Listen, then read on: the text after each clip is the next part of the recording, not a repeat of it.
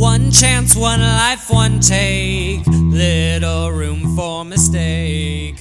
Who do you welcome to Dead Funny, Dead Serious. This is the 30 End of Life Doulas in 30 Days series. My name is Mitzi, and I'm the host for this series. This is part 2 because we have this wonderful mother-daughter duo here of End of Life Doulas. We have Morningstar Holmes and Michaela Holmes. One is Philadelphia, one is Laguna Beach. We are just, across the country. We're wild here. We are now talking about the challenges and hopes of end of life doulas. So, who wants to chime in with the challenges that you've seen for being an end of life doula? I can lead off on that. Okay. So, we have like layers upon layers, like mother-daughter team, finding out, refining what we do together. And then it's like becoming really competent, I think, awesome practitioners. And then there's the business. So there's like so many layers of what's going on. And as an end of life doula, you're drawn to it because you want to hold space and to be with people. And then you realize people have to also know about you. So I think that that's one challenge. And the other challenge that I'm seeing shift, and I think it's maybe highlighted in the fact that I'm, younger, my mother's older, obviously, is that there's a generational shift in like what's normal. In our experience, we're less likely to connect with the person in direct need of our services, but we see family members who are like, I really want to support, I see my loved ones struggling. Like, I really want to support them. I don't know what to do.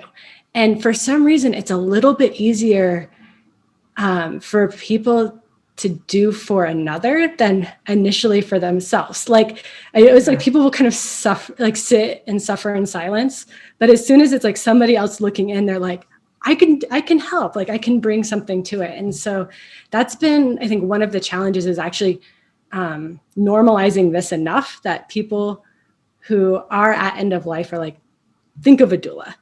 Yeah. But also with the younger generations, they're more familiar with the concept of an end of life doula. There's a comfort level in reaching out and asking for help.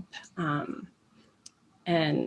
those are the two big challenges, and just like running a business to do this. When your heart is like, you just want to be with, you just want to work with people.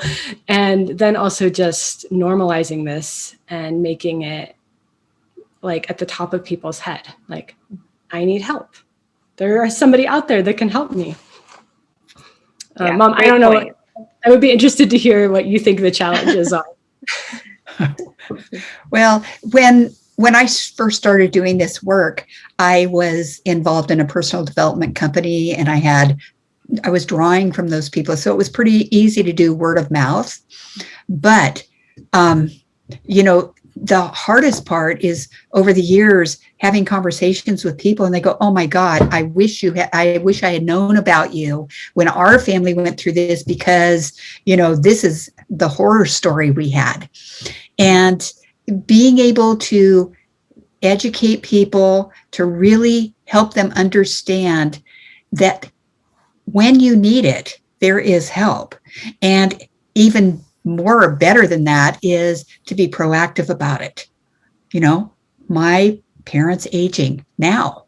They're not dying right now, but they're aging now. And maybe it is a good idea to make a plan.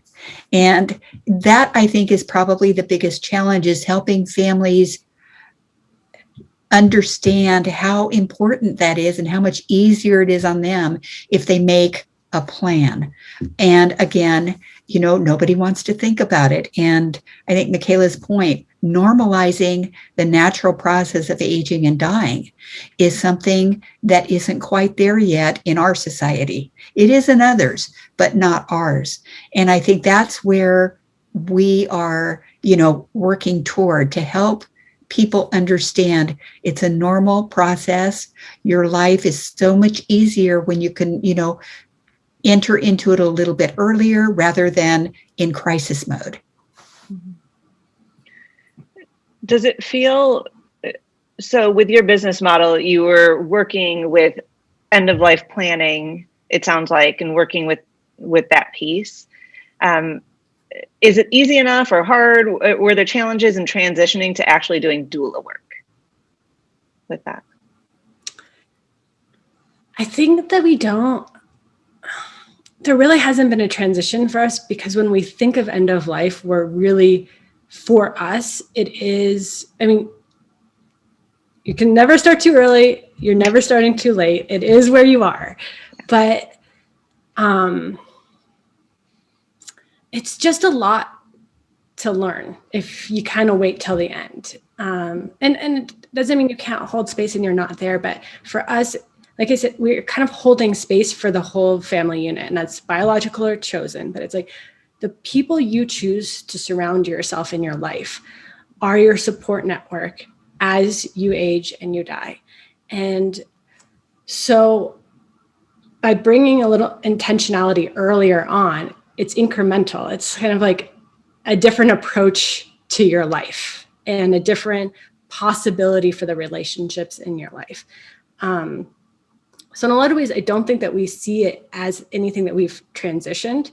We offer end-of-life doula services to clients that we've had before, because we already have a relationship, a shared dialogue, and understanding of their values and needs.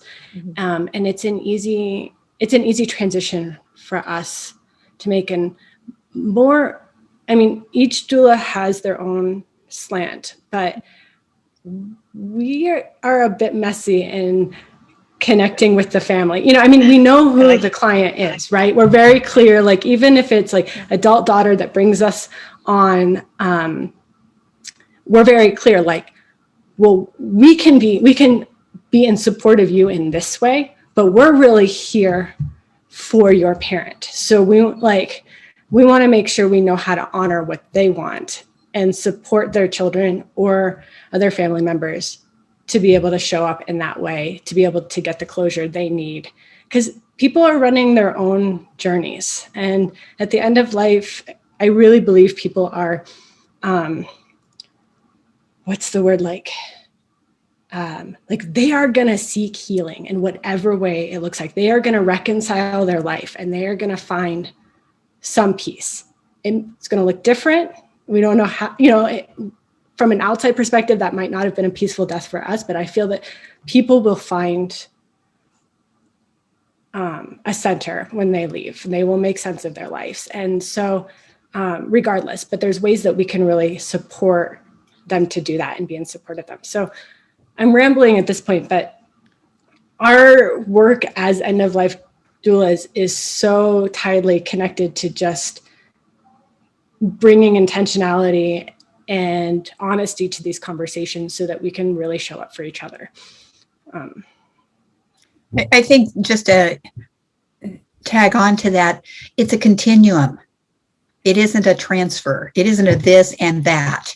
And when people start experiencing the continuum, it's just a matter of, going through their emotional estate plan, knowing that, they are complete, or there are some things on their list they still want to do, or there's some relationships they still want to, heal with whatever that means for them. And when that happens, that continuum is an easy slide.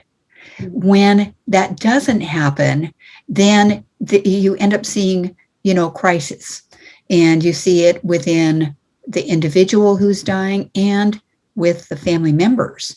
And when people have not, gone through the process of really reviewing their lives to complete it with dignity, then when those crises happen, they are very anxious. And that's why hospice does have access to medication, to, anti-anxiety medication for people who are dying. And again, those medications are not so necessary with people who have completed. That helps. Yeah. I have to piggyback there too, because it just brings up on the part of the challenges too. It's like, so as part of our model with this emotional estate plan, it's a challenge, right? Because we're working with, like I mentioned, two people on different journeys, or a family member and somebody who's aging or dying. But what the aging or dying person needs is to make sense of their own story and validation and compassion. With a person, maybe it's their adult child, they don't need to condone or understand their loved one's life. They don't need to say like, well, that wasn't my experience of you. Like, I actually thought you were a horrible mother. Like, I don't have these memories. Like, it doesn't matter, right? And like, so what we do is like, is really working with the families to sit there and say, like, you can hold space. Like, your loved one's feelings are valid and they're not your feelings. You guys might share your feelings together, but that is part of the healing process. That like, why we're like, if you start a little earlier, because when you're in crisis mode, all those things do come up. And so it's like, but holding those two different positions and working with family members to say, like, what people need is to be able to go over their life and make sense of their life and think through who they are, who they were, who they want to, like the legacy they want to leave. And that's different than maybe what you want from your loved one as they go. Oh, so good. I think that's so important. That both of you, thank you so much for sharing that piece. I think people that are listening, particularly people that want to work with end of life doulas, and like, what will that help me with, right? Unfinished business is what we would call that in family therapy. And, you know, we do want, most humans do want to check off boxes, but we also know that we can't check off all the boxes, right? It's more complicated. And I think you did a lovely job sharing that it's really complicated. You can't separate everything. And new end of life doulas, or people that are interested in the business listening to this, also got a huge piece of information. You can't learn all of it. Everyone has their lane, and there's just so much, and we try to wiggle it kind of a little bit to make it a little clearer, but there's just so many pieces when you're working with families and identifying the client, but also, helping the whole system work through this. People are going to have to rewind that part and just be like, what? I need to listen to that again. What did they say? What are they trying to tell me? So one other challenge that I'd love to hear from both of you, because you are bi-coastal, because you kind of share your work, but you do a lot of remote work. How do you find clients? I know Morningstar, you wrote books, so that puts you kind of on a different stage to get some leverage. How do you find clients for all this work? Well, we both speak at conferences, which is really good. And we've gotten work from there because it's one way of being seen and sharing what we're doing.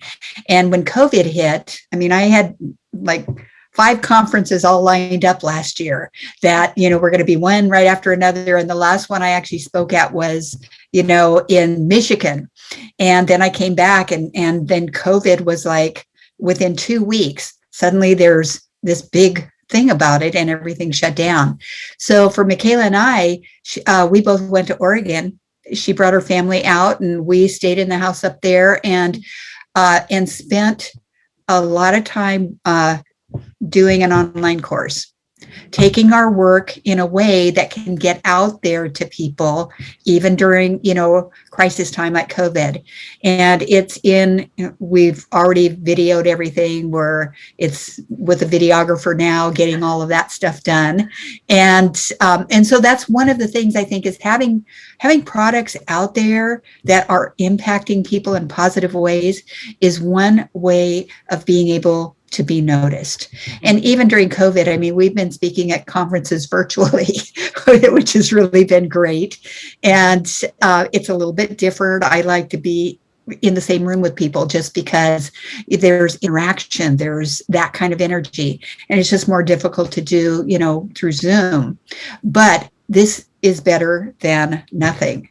And so that's, I guess, if I had anything to recommend to people, is to get who you are out there, start going to conferences, speak at conferences. You don't have to write a big book, write, your own experiences, put them together and get them, between pages so that people start understanding the value and being able to read about it in the privacy of their own homes so that they can go, oh, yeah, that's what I want for me, or I want to share this with my aunt or my grandparents or my whatever. So that's the way that we are approaching it and have been approaching it. Yeah, that's amazing. Michaela, did you have any other things to say about finding clients?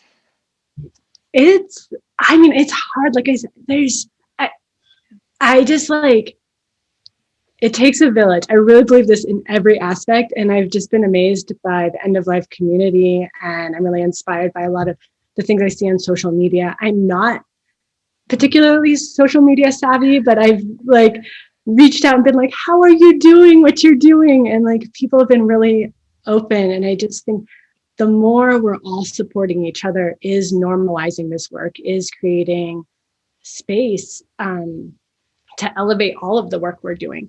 So this online course, it's almost kind of humorous. It's like our entire protocol. It's 65 videos. It's crazy. But what we're most excited about, and I think that this is like, how do you get it out? Is my mom mentioned it, is like, what do you want to say and get it out in the world? Like, we're both perfectionists. They're like, let's just hold this close to our heart. So we have like, a pretty small email list, and we're like, we're going to launch this giant course. It's going to be fine. Like, but we're in it for the long haul, and we really want to support this community, and which is like both practitioners and people that are going through this work. And I think the biggest part, maybe like that I'm proud of, and I think this is how you do it, is decide what's important and build that into the structure. So like our online program, you can just buy it, but like that's a lot of work to do by yourself. So we also have like, the main one is like it's like group coaching. So you go through a module every week and then you connect, because we really want families supporting families too, that are going through similar things. And it's just one way we can connect people to this work. Does your course have a name yet before it's done? Transitional Wisdom, A Journey to Collaborative Caregiving. We could have gone with a million different titles. Like, I think originally it was Guide to Healthy Aging and Completing Life with Dignity. And then we were like, we really just connect more with the caregiver side. And that right there is our biggest challenge, is like, when you want to work holistically, when you want to work with the whole family, and any marketing person will tell you, it's like, get in your niche, only talk to your niche, like those kinds of things. And so it's like explaining our work, how holistic it is. That's real. And so we went with that title. We're really happy with it, I think. And I think it'll launch in June. And we thought it would launch last fall. So like COVID, family, it's a lot. It's a lot, but you did it. 65 videos is a lot of videos. It sounds like a lot of information that is just really useful, and I'm going to elevate that as much as I can. So when I get the go on that, I'll make sure that we send it out and everyone will know about it on our social media pages, because it does sound really powerful. And great work. Great work getting that done, ladies. That's amazing. Thank you. I'll take it. Like, we're perfectionists, and it's so hard to put it out there, but like, and I wanted it to be so much faster, but damn, we did it.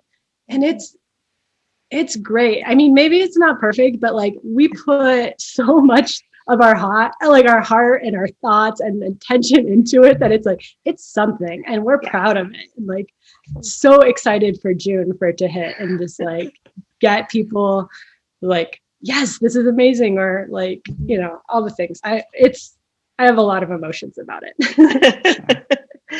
It is. It's a lot. It's an undertaking to do an online course. I'm right there with you. It's easier said than done. And if you did it, you did it. And gold stars for both of you for going through that. So we covered a couple things with Hope, and that's part of it, right? June. whew, we have some hope coming in with having this awesome course going live. What else? What other hopes do you both have for end of life doulas in general, or your business, which is the course? And For me personally, this is about making a difference, making the planet a better place. And the more people that can heal those family dynamics, it shifts the energy on the whole planet. So that's where my heart lies. And that's probably, that transformational work is really important in my life. It's been important in, the lives of my friends, of my family. So I'll just keep doing it as long as I'm able.